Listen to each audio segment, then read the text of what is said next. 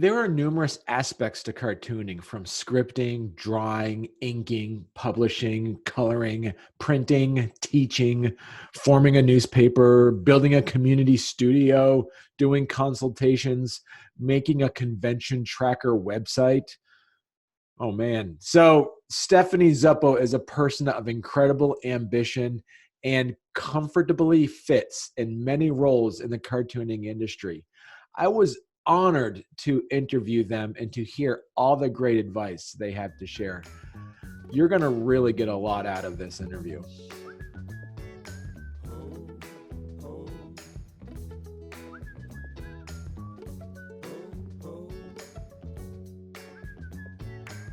Hey everybody, Storycomic presents episode 14. We have with us Stephanie Zeppo, cartoonist, graphic designer, educator, and cartoon consultant. I like that title. Oh yeah, thank you. Yeah, and it's great to have you here. I know that I've been following your stuff. I got one of your books right here behind me. Yes. Belchville, Vermont, Volume 1, and rumor has it that there's a Volume 2 coming out soon as well. There's been a Volume 2 coming out for the past 5 years, but I swear this summer I'm actually going to do it. As we say, as we roll through these interviews, the first part we want to kind of open up and kind of let the audience get to know you a little bit better. So I'll hand the mic over to you for you to discuss and kind of give people the background and how you got into cartooning. Okay, cool. All right. So when I first, I'm going to start with how I got into cartooning, and then I'll just go from there, because I'm trying to figure out how do I explain everything that I do, because there's far too many things.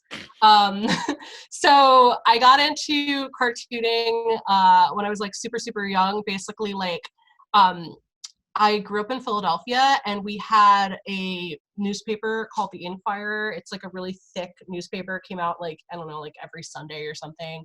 And in the section, there was a separate newspaper for comics. I think it's called the Funny Pages. I'm checking really fast. I think that's what it was called, which is kind of funny because it is what people call comics. Sometimes they'll call them the funnies or whatever.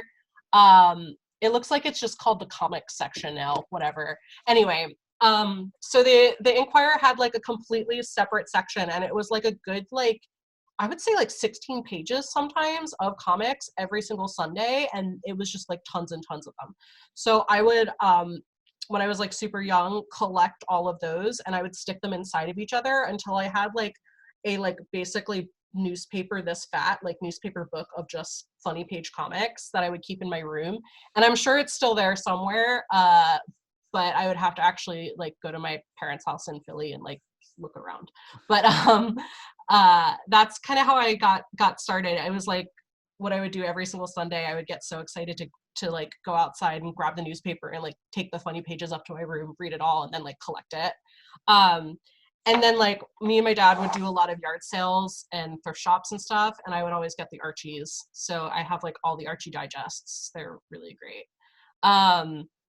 So that's kind of how I got started.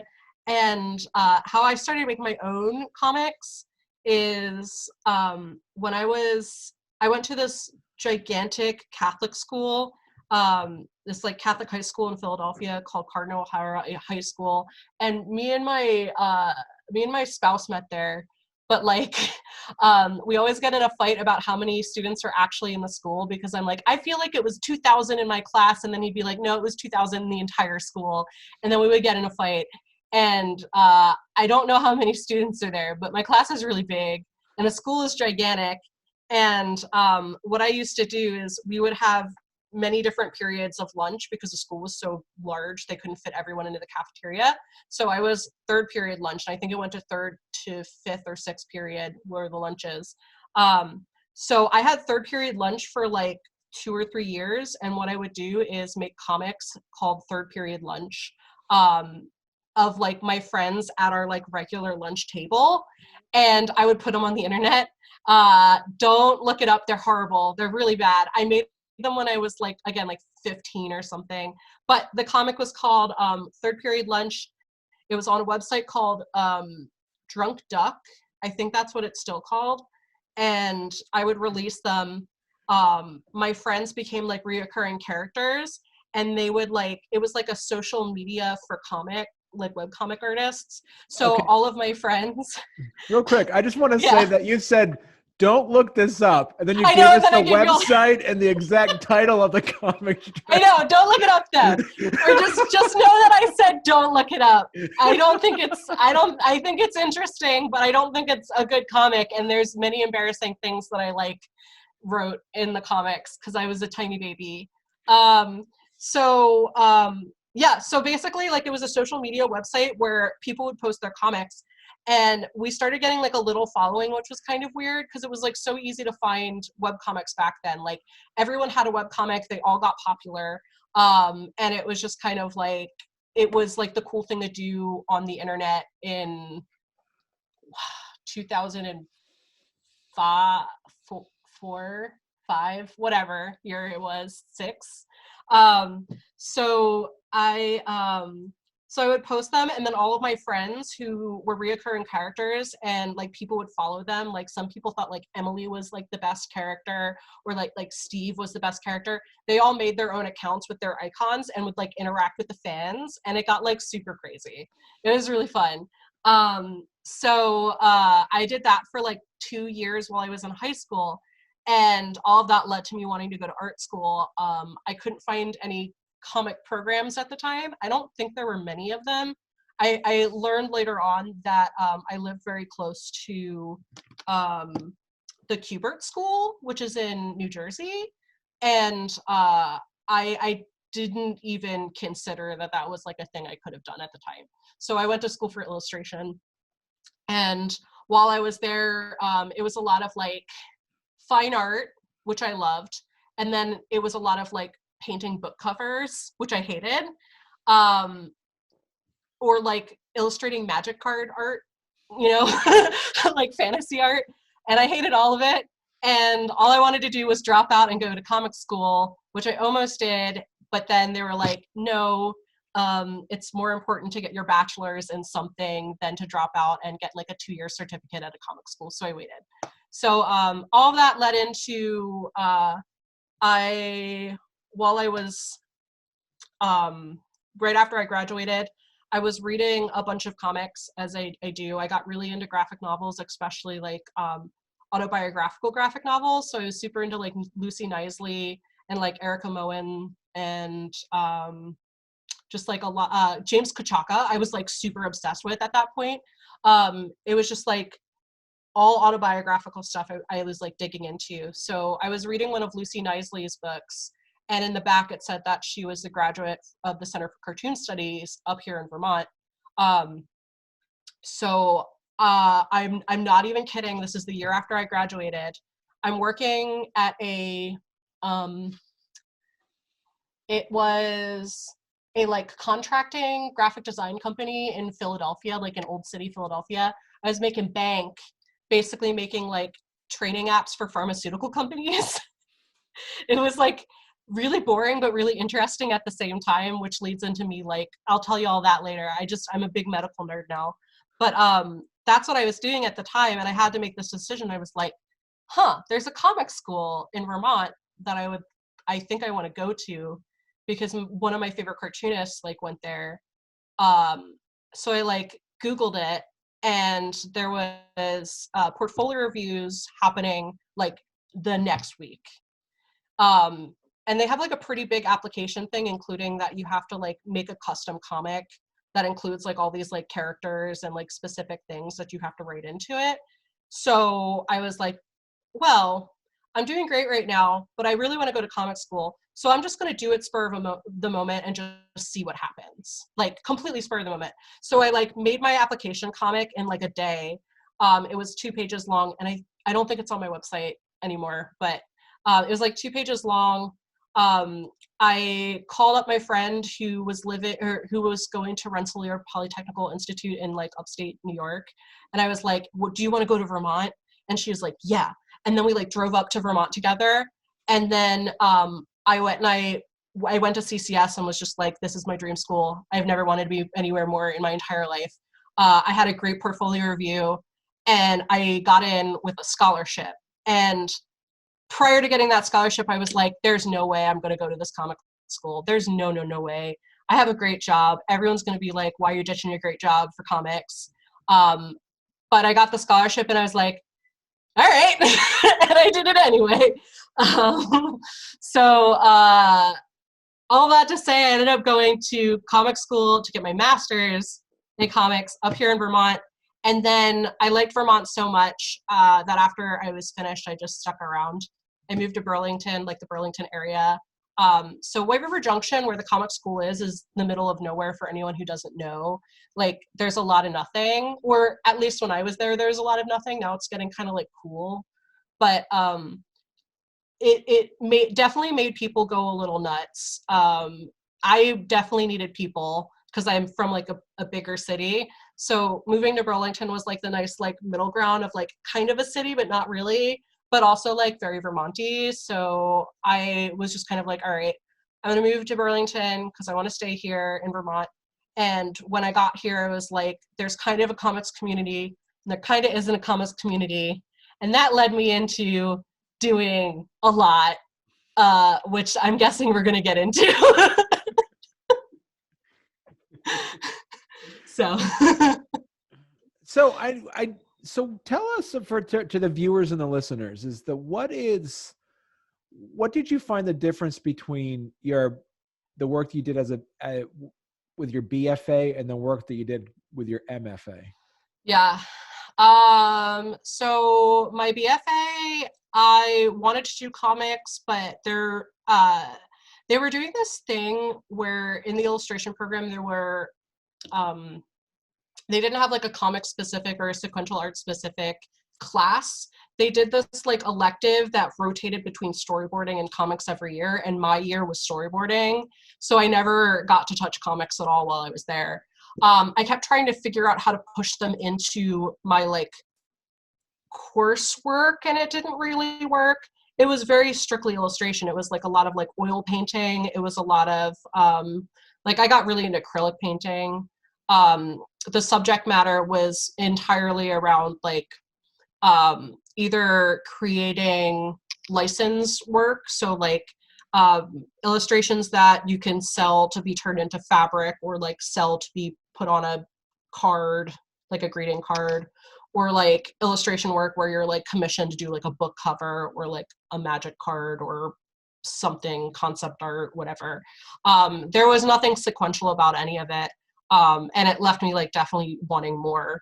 My senior year, actually, while I was there, the summer reading book for the Library of Philadelphia was Persepolis, and they ran a comic contest based around it, and it was just kind of like anyone who wanted to do like an autobiographical comic, which is like, you know, my thing. That was like my favorite thing to do.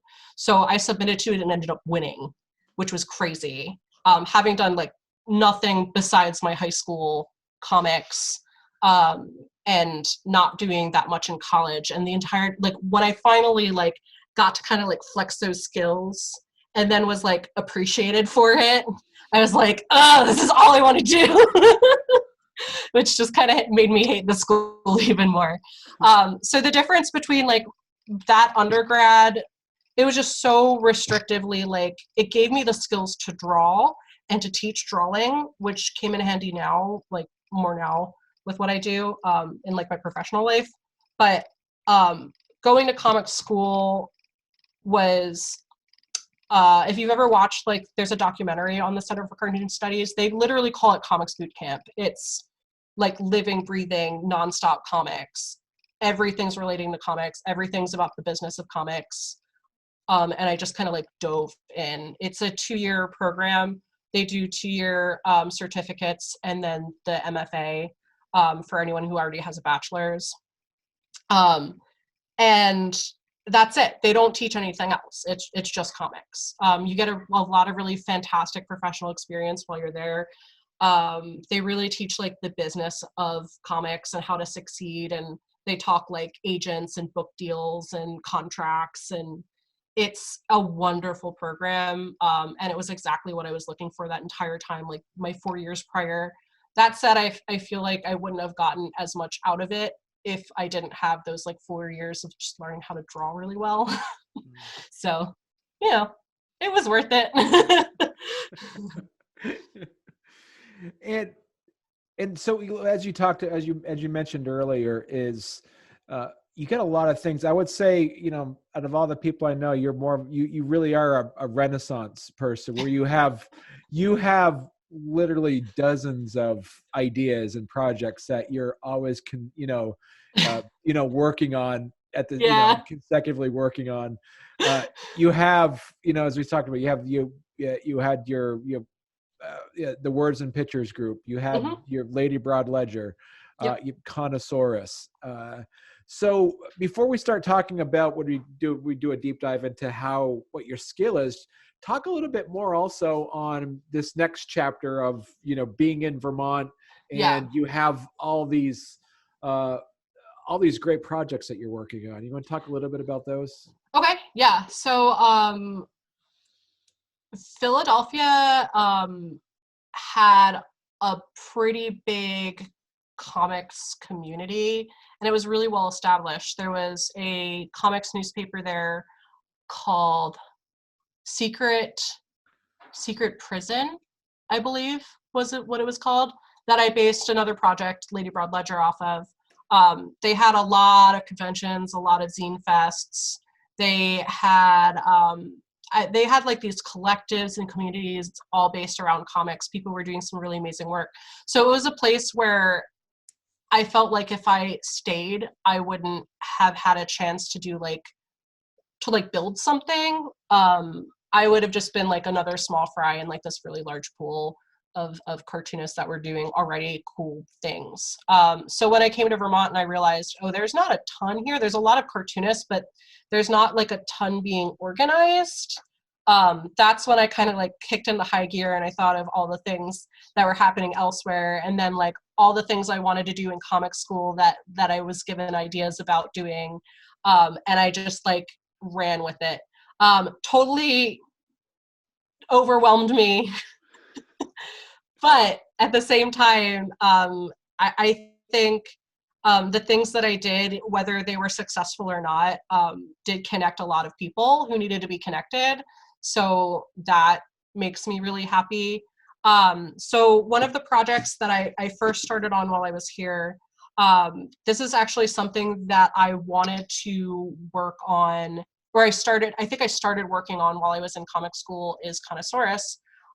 So Connosaurus is currently taking a little bit of hiatus, but it was when I was in comic school.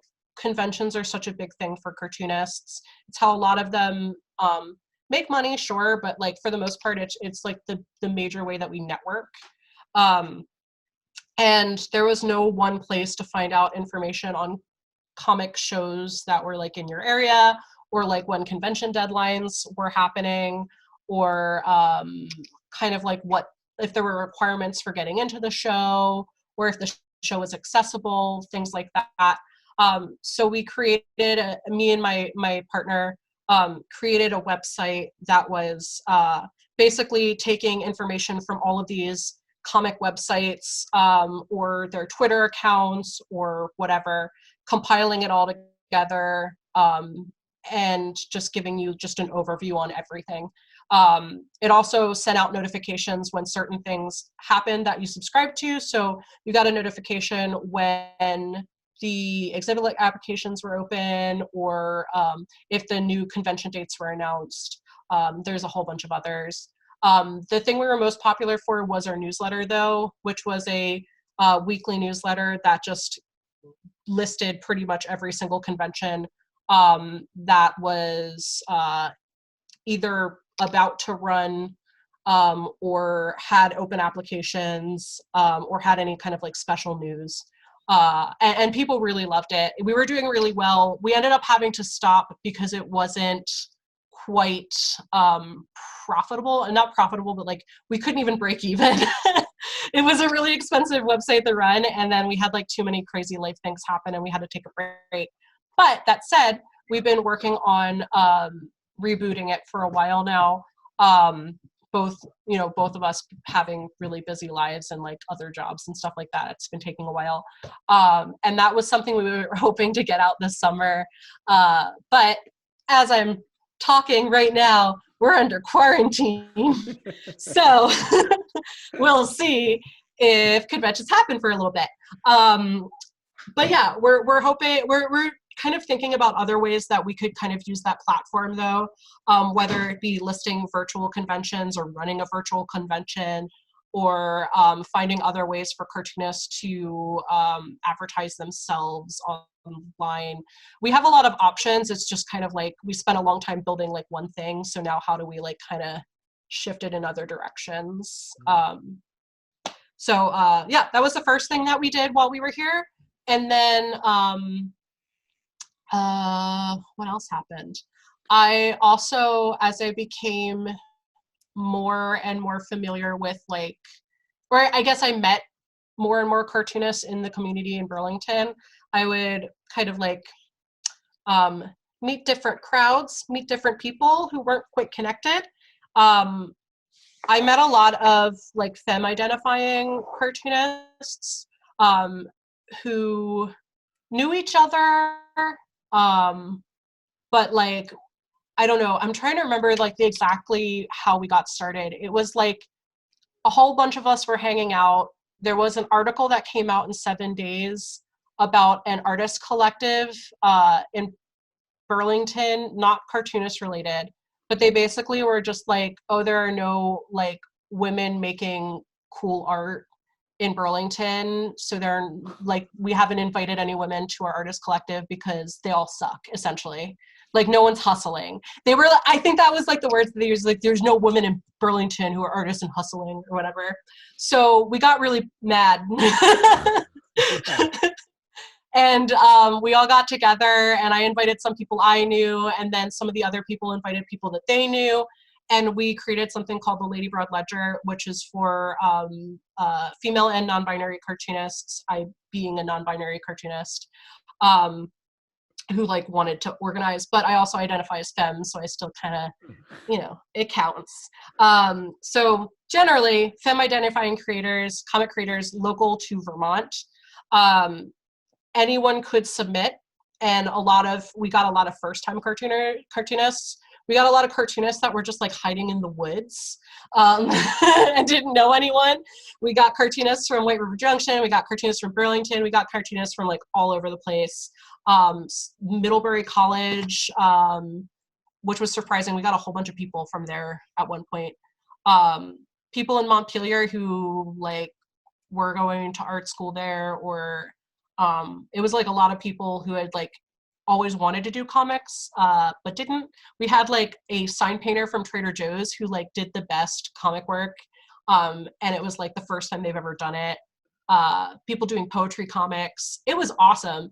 So we just wanted to kind of showcase all of like the femme talent in Burlington, or not Burlington, well, in Burlington and beyond Burlington, all of Vermont. And essentially it turned into like this free newspaper that we started off by running it twice a year. It ended up being a little bit more like once a year, and right now it's like it's not happening anymore. It's done. But at the time it was really cool. We distributed it all over the state. We raised money through GoFundMe to print the copies, and they're really cool. I loved that project. I met a lot of great people from it, and again, like the community started making these connections. We would run events and people would start meeting in person. It was a good experience. So I would say that's kind of like the most like the biggest Vermonty thing I think I've done since being up here. And then the most recent thing was Words and Pictures, which is it was based off of a community print shop that I used to go to, or I found out about and then like visited once or twice. but I have friends that go to it regularly. It's a community print shop in Philadelphia called the Soapbox, which ran out of this woman's basement and was only open like once a month. But you could go there, and they had like a zine library, and they had like bookmaking classes. They had screen printing, letterpress in the basement, and some other like printmaking methods. It was a really cool place, and I like the idea that like this like resource that was really affordable was available to people who were like what do you call it, living out in like North Philly, with maybe not like access to like a copy machine and like all the art materials that they could want to make like, you know, art or whatever, posters, pamphlets, zines to like distribute out. So what we ended up doing is I got together with like some of the people that I was working on Lady Broad, and I was like kind of pitching like, we really need a space where like people can print things and make books and learn how to do this up here in Vermont. So a few of us from that like core Lady Broad group, and then also my friend Andy Kolovos, who's the best person, we started Words and Pictures Community Print Shop, which was in Essex Junction for the first 2 years that it existed.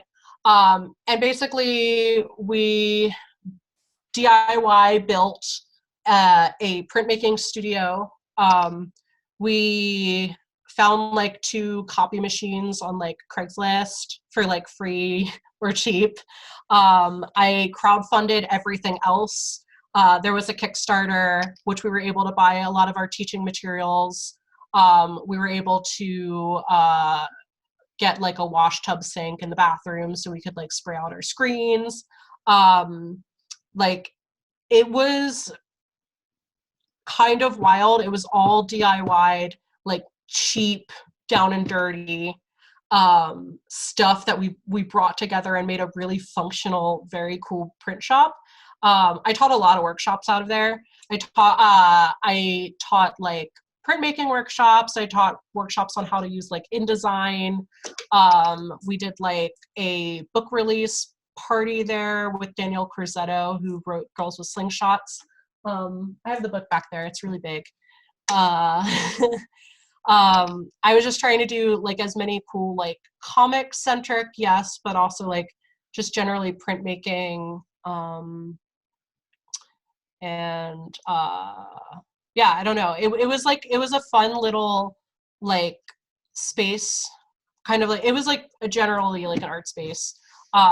And we were there for 2 years, and then we had to move, and now it is in a secret spot. But the number one thing was accessibility.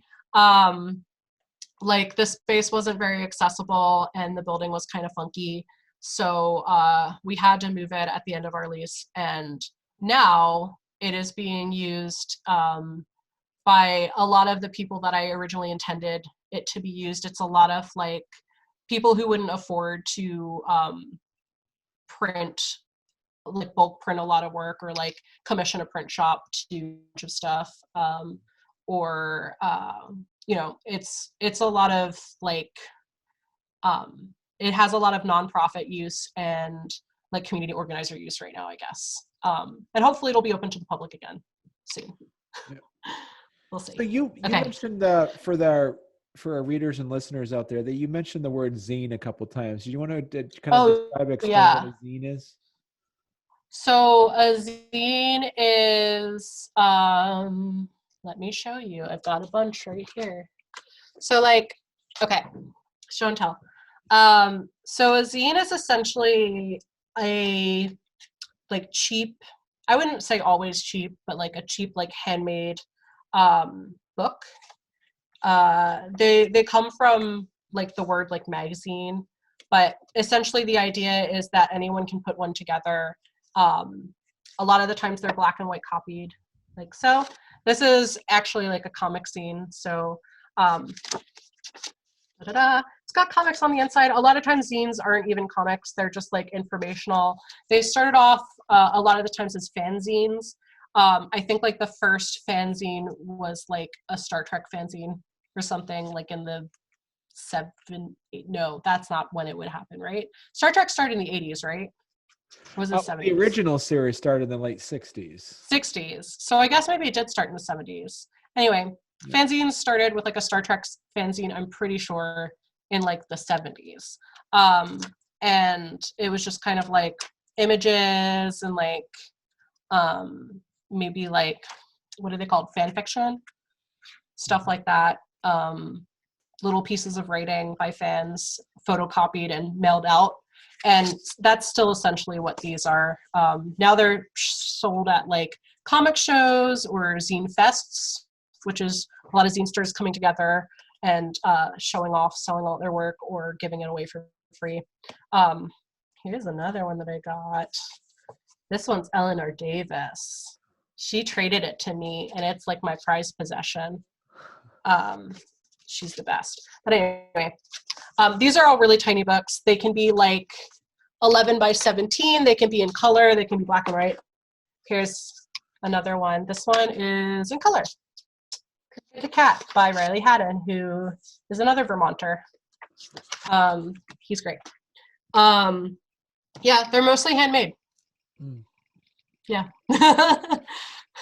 So talk to us a little bit about your style of art and how you create. What do you go about on if you're given a commission and say, hey, Stephanie, can you put together if you're hired to do a project for those that are trying to learn the new techniques. Talk to us a bit about what your technique is and how you put pen to paper or digitally or however you do it. I do a combination. Well, actually, I just got an iPad, so now I'm like 100% digital. But up until very recently, I did a combination of both like traditional and digital. So the style of comics that I'm really into, I would say, are like the indie or like underground scene. So not so much like superhero comics or like super mainstream stuff. It's a lot of people who are making their own work and putting it out in the world. Again, kind of the basis for like Words and Pictures, Lady Broad Ledger, all of that stuff. It's individuals who are, making stuff for themselves and just like wanting to get it out. So a lot of that work is like, I don't know how to describe it. I don't want to say art schooly, but it's pretty art schooly stuff, if that's a good way to describe it. I would say that style of comics led to like graphic novels. So one of the first graphic novels, Mouse, was kind of from that underground indie scene. And then like more and more graphic novels were created afterwards. So anyway, that's kind of the style that I'm drawn to. I love autobiographical work. I also love this movement called graphic medicine, which is comics and medicine together, like comics being used as a way for patients to describe their like feeling, symptoms, whatever. Alternatively, also like medical providers using it as a way to like educate their patients. Super into graphic medicine. And I've done some fiction. All of that is to say, like, the way that I make my comics is very based around the style of like comics that I make. So what that'll usually start off with is just like a very quick idea that I write out. Sometimes I'll script it. So a comic script is pretty similar to a, say, like film script. Instead of scenes, you've got like panels or pages, but it still describes kind of like what people are saying, what they're doing, the visuals, setting the scene, all of that stuff. So for anything longer, I'll do a script. That'll be a lot of like my more like graphic medicine work that I do a lot of work for like nonprofits right now, or like for like Belchville, my longer graphic novel, anything that's a little bit like meatier. For like my autobio stuff, sometimes I'll just kind of type out what was said and then I'll just like jump in and come up with something. From that point on, I'll usually draw it out on paper.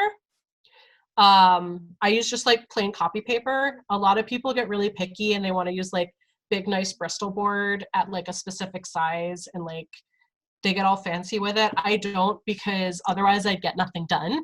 So I use just like what regular old copy paper that I'll draw on with like a regular pencil. Sometimes I won't even use blue pencil, which a lot of cartoonists will use. It's non-photo blue. And that allows you to ink over top of it and then scan it in and just get the black scan lines. It'll ignore the blue. But I just use regular old pencil, scan it in, bring it into Photoshop, and I will usually digitally ink.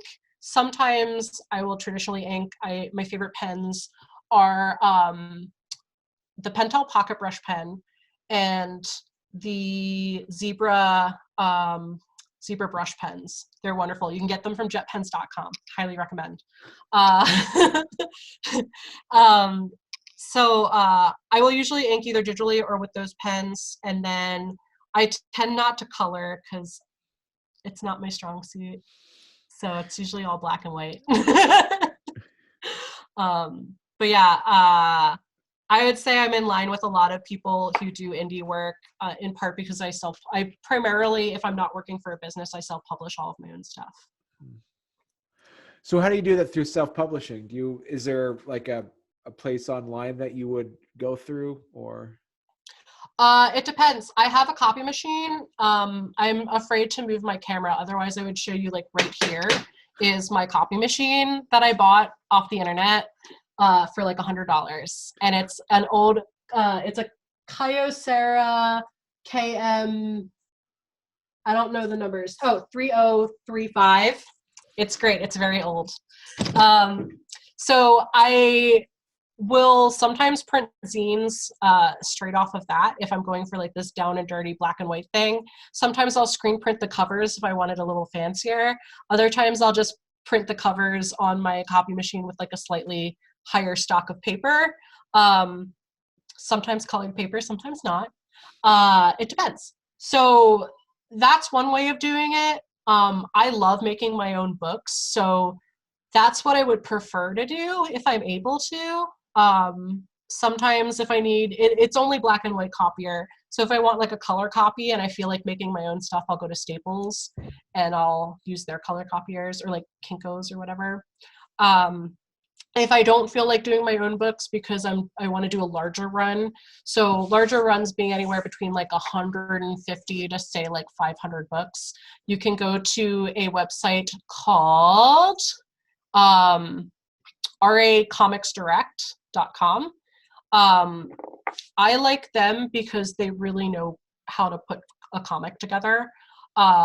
They are pretty affordable and they'll do the whole process for you. They'll, print the cover in a different stock, the insides in a later stock, fold it, staple it, like they do it all. And it always turns out beautiful. They'll trim the edges, all of that. They also do really good perfect binding books. So a stapled and folded book here is called Saddle Stitched. And this is pretty common among zines or like indie comics. A perfect bound book is anything that looks like this with the straight edge. So this is a perfect bound graphic novel. It's really hard to DIY your own perfect bound book, although I know some cartoonists that do that, and I think they're crazy. They're absolutely nuts. This person, I have like a comic shelf up here. If you see me jumping up there, that's why. This person right here, perfect bound their own book, and this must have taken forever. They did a run of, I think this is numbered on the inside. This one's number 250. So they did at least 250 of these by themselves. It's got a slip sheet and then like it's got a taped edge. It's like beautiful bookmaking, but also they did this themselves and I don't know how. This is something that a machine should do. So anyway, all that to say, You can perfect bind your own books, but if you need perfect binding on a small scale, so anywhere between 150 and 500, RA Comics Direct is the place to do it. In my opinion, I love them. If you want to go for 500 copies and over, the Belchville book that you have back there, that one was done by Print Ninja, who is a wonderful, again, another wonderful publisher, not publisher, printer. And the like cons of using them, like they get their books printed in China, which is, it's kind of hard to find a printer that won't do that, who will do a run that large. But because you're buying a run that large, the books are really, really cheap to print. And because you're putting thousands of dollars in for like a whole bunch of them, but you'll come out with a book that's maybe like $2 to $5 per or whatever. They also have a lot of customization options. Like you could get slip covers. You can get, I've got like a shiny UV on my cover. They can do like embossing and like metallics and stuff. They're a really wonderful really wonderful printer. But again, that's for like large runs of books. Yeah, it's a gorgeous book. It is. Thank you. Yeah. Yeah, I was really pleased with how they printed everything. For my newspapers, I go through Stigler Printing. I believe they're in Oklahoma. Let me double check. But they do great, like 11 by 17, like tabloid style newsprint papers. They're Oklahoma. I have like a personal connection with, like, I like talk to them like directly, like on the phone or whatever, whenever I'm publishing anything newsprint style. And I've suggested a lot of people to them. They're really, really a good company, like one that I would highly recommend to anyone. And it's hard to get newspapers printed in a smaller run, but they'll do it. And I noticed too that you got this done through you got this done through a Kickstarter as well, right? Mm-hmm. Yep. That's why I was able to print, like, I think I did like 1,000 or 2,000 of those. So explain to our audience a bit about the Kickstarter process. If someone really believed in their book and say, you know what, I really want to do this, how would you, 10 years ago, someone would, like you said, would go to like Print Ninja and then buy, make 500 copies. But then there's a lot of independent comic creators that have boxes of books. Yeah. Yeah. Would you recommend them trying out a Kickstarter first? Yes. The way that I used it was almost like a pre-order system. And I think that's the most successful way to use a Kickstarter. So my book was ready to go. Like, I wasn't spending, a lot of people will do Kickstarters where they'll just have a portion of the book done, or they'll just have a concept. My book was entirely finished and ready to send as soon as that Kickstarter ended. Basically, all I was doing was getting the confirmation that I had money to print the book, and a number of orders to print the book. So that's how I would suggest using it. And I think that's pretty common right now. You'll get a lot of people using them for anthologies where the art is pretty much done and they're just trying to pay their artists and like print and get things out there. You'll get it a lot for like omnibuses, for like, say, webcomics, like things that are already finished, and then just need to be packaged together in like a pleasing way. I think that's a good way to go. I think running a Kickstarter without having the thing finished is very dangerous. And I would not suggest it. I made that mistake a little bit when I was kickstarting Words and Pictures, and I had a lot of art that I needed to print. So I had a bunch of hand-printed rewards, and then printing the rewards and getting them out on time was very, very hard, very hard. So I'm all about, like, get the thing done, get it ready to print, and then run your Kickstarter, use it like pre-orders so you know exactly how many you are, like how many people want you'll get a few extra yourself. It'll cover all your costs and you'll be good. Yeah. So, yeah. So we have about 10 minutes left. And I wanted to give you an opportunity because you're pretty excited about talked earlier. You're excited about your present projects that you've been working on. You want to tell the audience a bit about what you're working on now? Yeah. So I'm always working on a lot of stuff at once.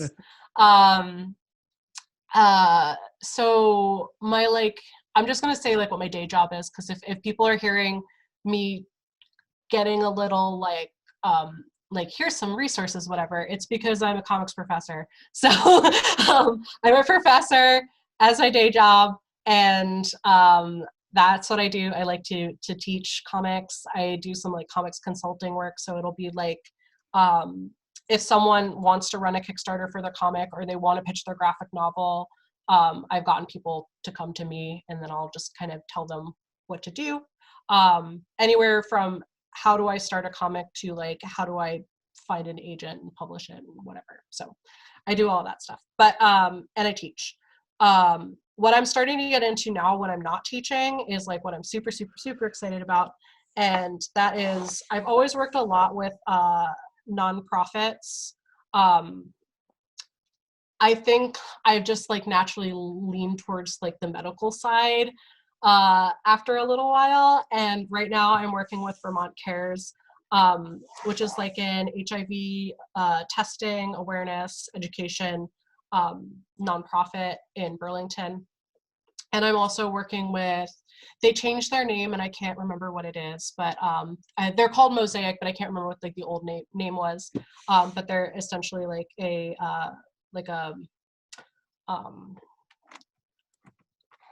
what do you call it? Like a sexual violence like resource center. They're called Mosaic and they're in Montpelier now. But anyway, I'm working with all of them to create resources on the graphic medicine end. So taking comics and using it as a way to educate people about, say, like harm reduction or different STIs, different ways of testing. Well, just like a lot of like really important stuff that currently, if you were to say go into a Planned Parenthood and you look on their wall of brochures, it's just like these brochures that are just like words. They're like super not interesting. It's just like a ton of text and it's really hard to understand. So we're taking that stuff and basically trying to get it down to like, say, like a 4th grade reading level with like lots of like fun images and being something that people will actually pick up. We're also hoping to like maybe do like a harm reduction book. We're working on, right now I'm working on a zine, like a pamphlet, 3-fold zine brochure, whatever you want to call it, on PrEP, which is the HIV like prevention medication that you can teach or that you can take. It's been really fun. And it's again, like, it's just that graphic medicine thing that gets me like super excited because I'm a medical nerd. And then on top of that, like I get to like draw all this fun stuff and make it easy to understand. And it's just, I've been so pumped about it. And it's kind of like what I want to really focus on for a lot longer. Like my goal is to eventually go and get my PhD in like graphic medicine if I can, and like actually go to med school. I think it would be a really interesting experience. So yeah, that's what I'm doing. That's cool. So tell a little bit about the audience of where they can find, if they want they want to learn more, other than going to Drunk Duck and looking up for. Oh yeah, please don't. I don't want to. No, that's not what I want to push. No. I have a website. It's stephaniezuppo.com, and I have a lot of comics on it, like free to read stuff. Beyond that, like I don't actually have a comics store right now, which I know a lot of cartoonists will get mad at me for saying, but it's just because I'm too busy. But yeah, most of my comics are for free anyway, so go read them on the internet. Like, go look me up. Beyond that, like, I'm really active on Twitter, so follow me on Twitter, Stephanie Zuppo. And yeah, I think that's kind of it for now. I don't have a ton of like public ongoing projects right now. Other But than your follow me. right. Follow me for more. Because you do, yeah, because you are pretty active. You are pretty active with Twitter. How are you doing with like your Instagram? You have Instagram on there as well. Oh yeah, I have an Instagram. It's a little bit more personal, which is one of the reasons like I don't push it too much. Although lately I've been really into my iPad and I've been doing a lot of paintings. Like honestly, like my iPad is just full of like Star Trek fan art. So I'm not. I don't want to flood the internet with that. I'm sure those hashtags are probably pretty popular though. Right? No, it is. Yeah, for sure. Yeah. The whole internet is like super crazy over Deep Space Nine right now, and I am one of them. I'm rewatching all of Deep Space Nine now, and it's like my favorite thing in the universe. So Okay. yeah, Yeah. Okay. Twitter is all about Deep Space Nine right now. Really? Well, that's interesting. Okay. It's the Yeah. best one. It's the best one. Yeah. I gotta start watching those again. I always feel like, it's like when Pulp Fiction, was it Pulp Fiction that said that there's two types of people. There's Beatles people, and then there's Elvis Presley people. Yeah. I feel like, and also with the stars, there's always there's Star Wars fans and there's Star Trek fans. And yeah, Star Trek fans are way better. Star Wars sucks. Controversial opinion, but Star Wars is awful. The only Star Wars movie I've ever liked is the one, Rogue One. Rogue One is the only good one, and it's because it's like a war movie and not like a Star Wars movie. So that's why. Greg Giordano just screamed out Belchville heart with a little heart on it. So.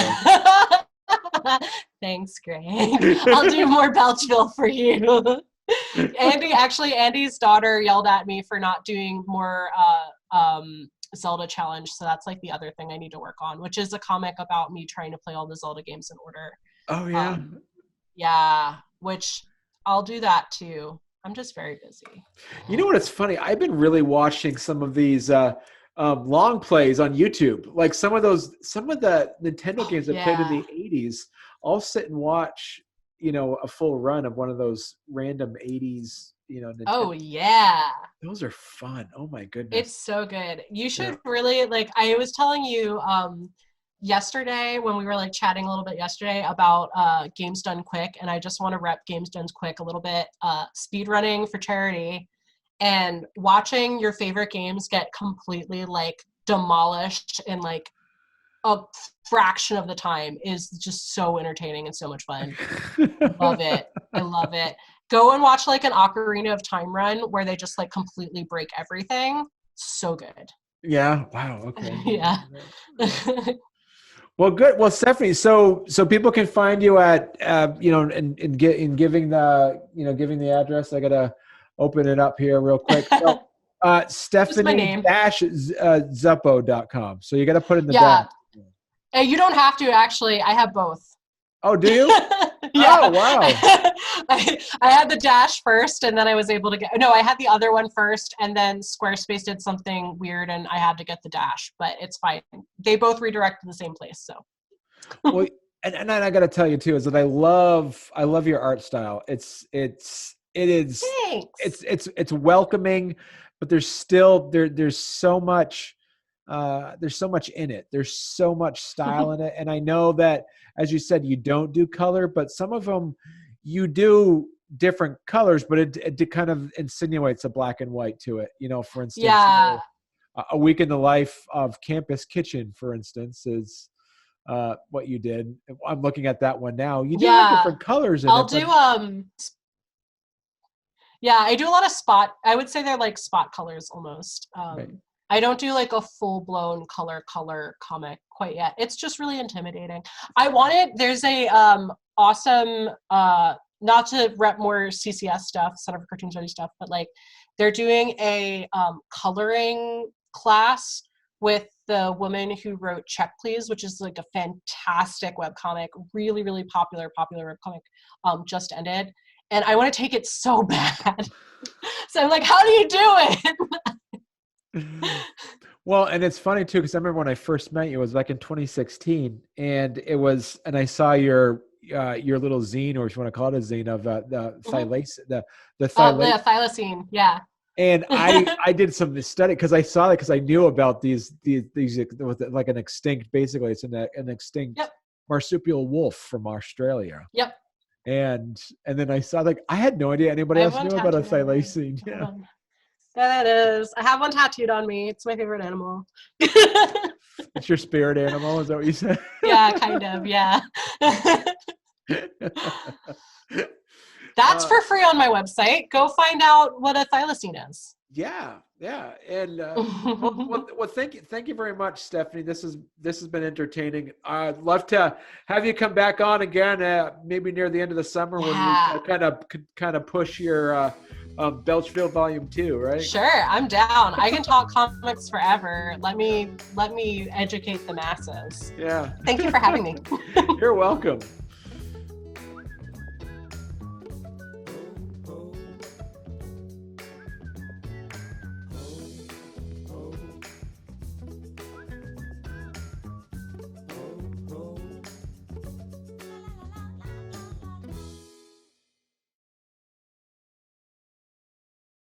I saw somebody, and this was legit. This wasn't like a joke, but this was a legit thing.